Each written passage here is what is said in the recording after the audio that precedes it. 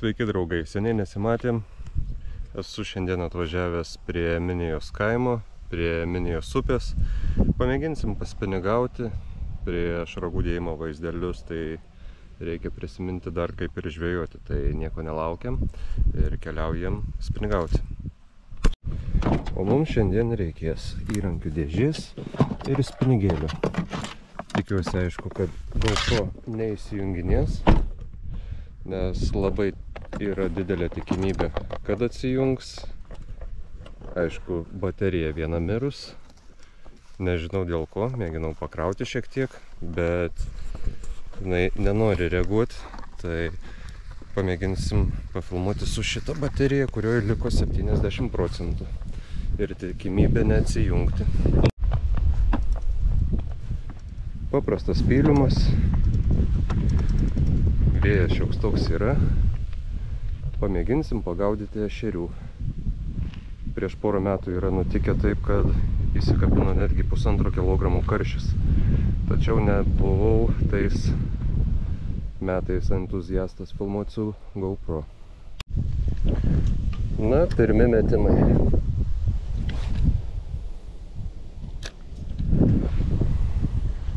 Žvejoju dropshotinė sistema.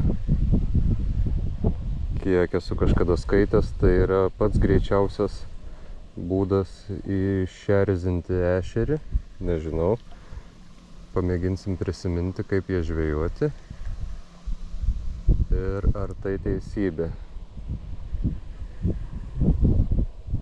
Aišku, kas žvejojat ir kitom sistemom, būtų pravartu, kas pakomentuotumėt, kokiomis jūs didesnį kibimą turite. Gal tai nėra dropshotinė sistema, galbūt džiginė sistema.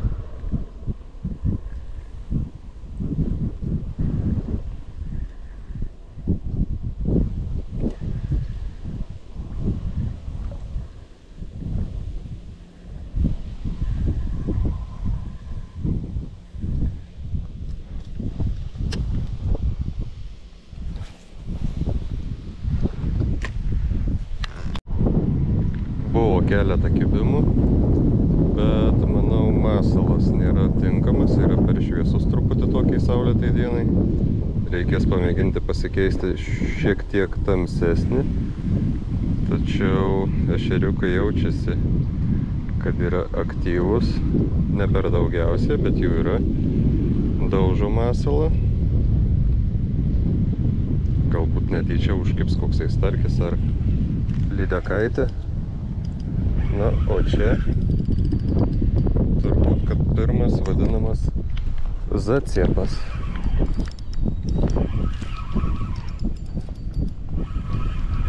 Tuoj pažiūrėsim. Jo, čia yra apačioj žolės. Ir gali būti, kad įvariau į žolės. Susitiksim po reklamos. Sistema paprasta, dropshotinis švinelis apačioj fiksuojamas, ant paprastos kilputės susimauna kabliukas su palaidu masalu, kad laisvai maskatuotų. Nu, kaip matot, masalas truputį galbūt per šviesus, tai eisim ieškoti naujo, šiek tiek tamsesnio.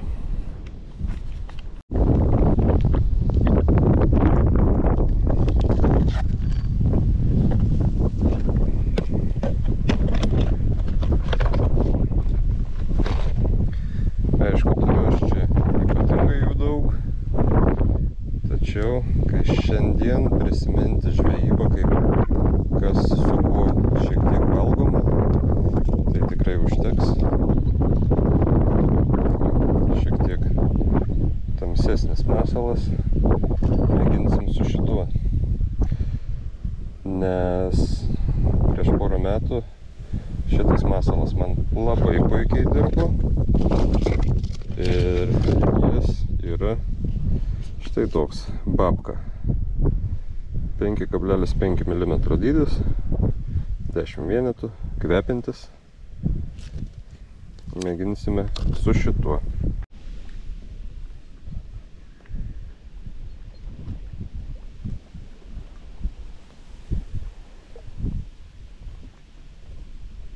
Aišku, kaip visada pamėginu prie nendrių, prie lelijų, bet šita sistemėlė nėra jau tokia irgi super, kad neužsikabintų už žolių kur nors, už kliuvinių.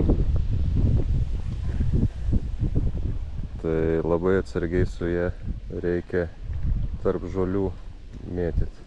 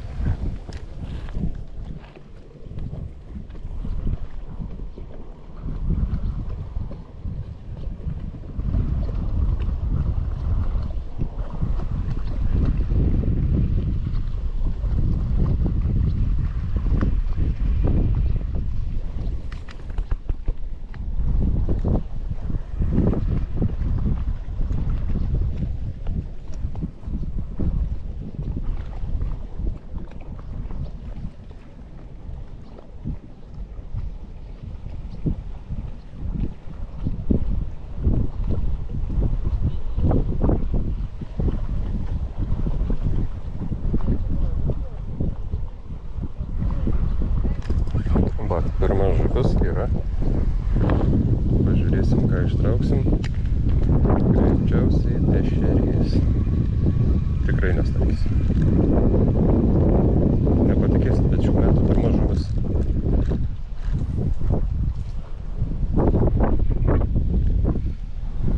Pusiau ešerys, pusiau pūgžlys.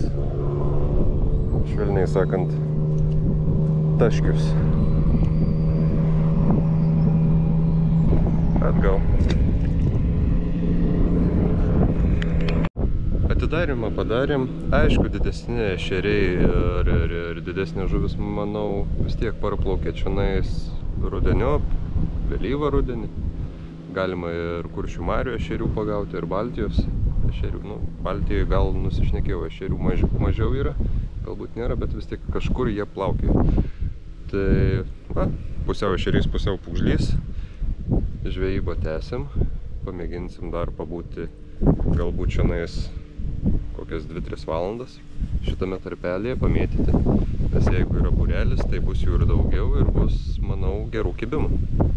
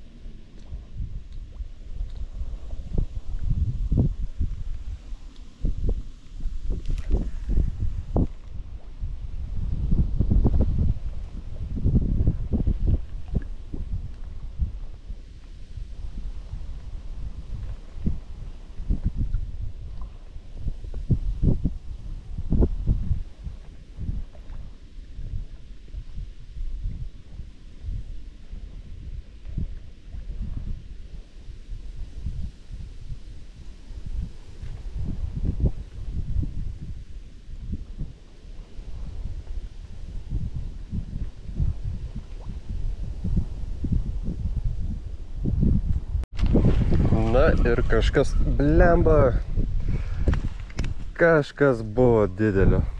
Atsikabino, eina, na, chebra. Neturiu ką pasakyti. Greičiausiai lydeka kandu. Perpjautas visas guminukas išilgai. Neturiu ką pasakyti. Kai visada kibimas, tada kai kamera išjungta. Nu, o dabar pasisveikinkit su Pukiu. Ne, čia ne pūgžlys. Chebra, grundulą pagavau. Geras, nu. Konkrečiai. Ar gramzdas. Labiau panašus į grundulą. Bet gali būti ir gramzdas. Gramzdus tik tai vaikystėje gaudžiau.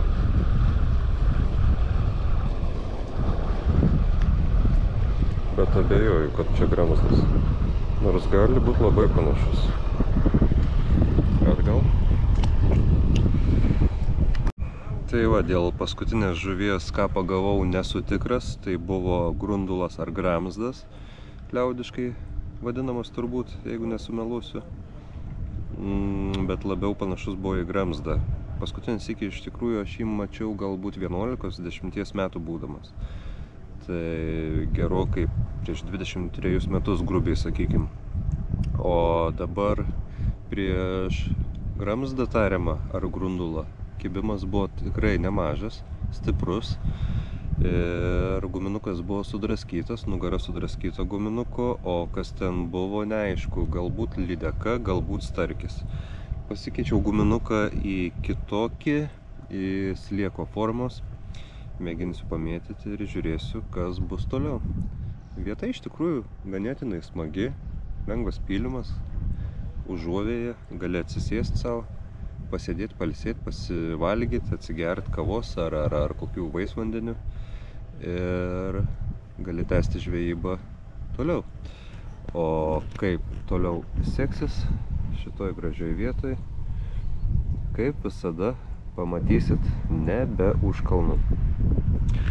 Aišku, priminimas ir man, ir jum nusipirkti naują bateriją arba dvi, kadangi įtariu prieš tai tikrinta baterija yra mirus. Susitiksim netrukus.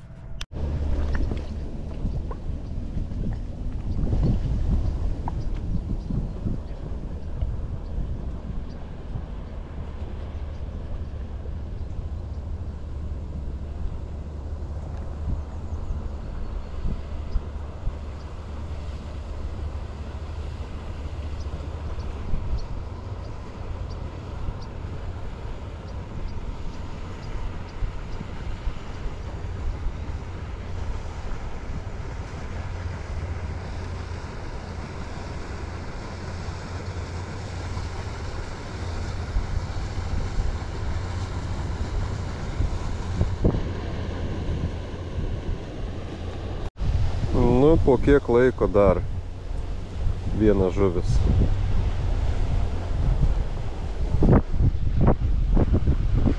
Reiktų savo vėl nusipurti.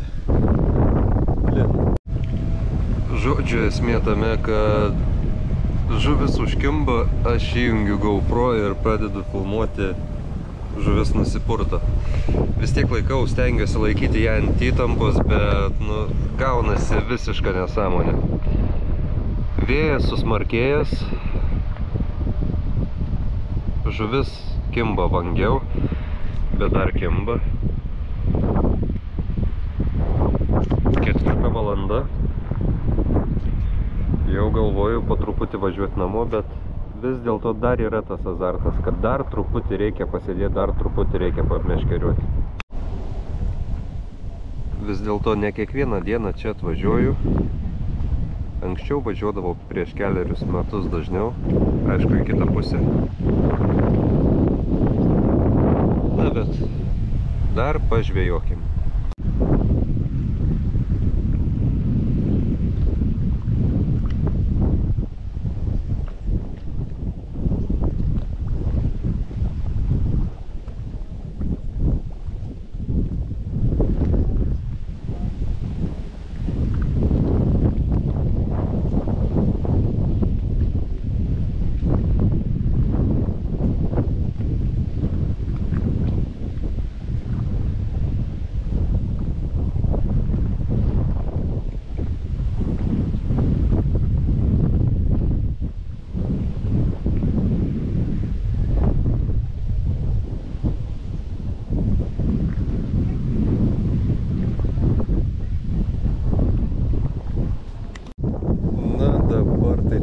dar viena žuvis ir tikrai bus paskutinė šiandien. Važiuosiu į namus. Šiandien jau prisižvėjavau iki soties. Ir smalsu, kas bus ta paskutinė ešerys, grundulas, gramzdas ar kas.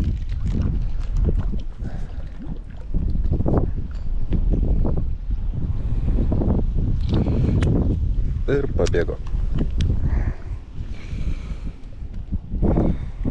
Ale ešerys, ale ne ešerys. Taškuotas, bet sakykime ešerys. Bye bye. Na, kaip matėt, pagautos 3 žuvės, 2 ešeriai, kuriais nepavadinčiau, ir 1 ar tai grundulas, ar tai gramzdas. Žvejyba po kelių valandų ant vėjo šalta, tačiau skubu viską suvardinti ir važiuoju namo. Ačiū, kad buvot šiandien su manim, ačiū, kad žiūrit ir susitiksim kitame video. Iki. Greitas atsisveikinimas, nes GoPro įsijunginėja. Kaip minėjau, viena baterija mirus, o šitos jau 30%. Iki.